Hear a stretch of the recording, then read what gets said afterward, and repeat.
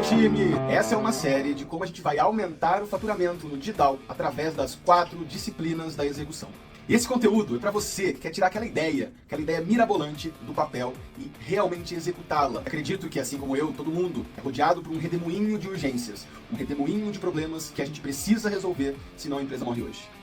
Mas a gente acaba esquecendo que existem os problemas importantes, as soluções importantes, as ideias importantes que vão colaborar para que a gente consiga atingir uma meta. E a gente acaba ficando preso ao caos do dia a dia, a esse redemoinho de urgência.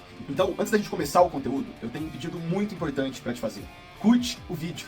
Sério, curte, comenta, compartilha naquele seu grupo do WhatsApp, o grupo da empresa, o grupo daquele seu amigo que é empreendedor, empresário, que ele precisa ouvir algumas coisas. Que no caso é sobre execução, não sobre ideias.